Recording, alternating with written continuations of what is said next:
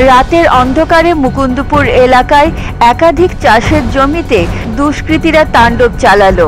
জানা গেছে, নবগ্রামের শিবপুর গ্রাম পঞ্চায়েতের জাতীয় সড়কের পাশে মুকুন্দপুর এলাকার মাঠে চাষের জমিতে জল দেওয়ার একাধিক দ্বীপের রাতের অন্ধকারে দুষ্কৃতীরা তাণ্ডব চালায়। জমির 3টি দ্বীপের ইলেকট্রিক তার কেটে নেওয়া হয়।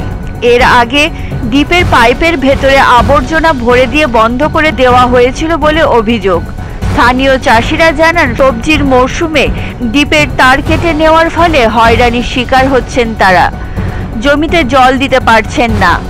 নবগ্রাম থানায় একটি লিখিত অভিযোগ দায়ের করা হয়েছে। কে বা কারা এ ধরনের কাজ করছে তা তদন্ত করছে পুলিশ। সমস্যা হচ্ছে, প্রথম যখন ডিপটা আমাকে সরকার থেকে দেয়, ডিপটা বসেছিল আগে, তখন একবার ইট ভরে ডিপটা নষ্ট করলো, আবার সরকার থেকে আবার ওইটা বসিয়ে দিল। দেওয়ার পরে এই তো তখন চলছিল ভালো। এখন এই গত হচ্ছে 29 তারিখ, মানে মঙ্গলবার যে রাত্রে, বুধবার রাত্রে আবার সব তার পারগুলো সব কেটে নিয়েছে রাত্রে। মানে ডিপের যত তার ছিল সব কেটে নিয়েছে। না, কিছু রাখেনি। কালকে থানা গিয়েছিলাম, থানায় দরখাস্ত দিয়ে এসেছি।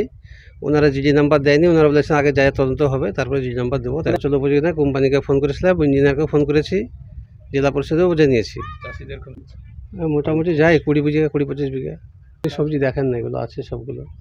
আর রাতের অন্ধকারে করেছে, এখন হিংসামু করে করেছে। চোরের কাজ না এগুলো, হিংসামু করে কেউ করছে, এরকম বদমাইশি করে কেউ করছে। এবার যেটুকু তা ছিল, চুরি করে কিছুই হবে না। 200 টাকা বা 300 টাকা বা 500 টাকা বা 2000 টাকা যাই হোক, ওই তো ওদের কিছুই হবে না।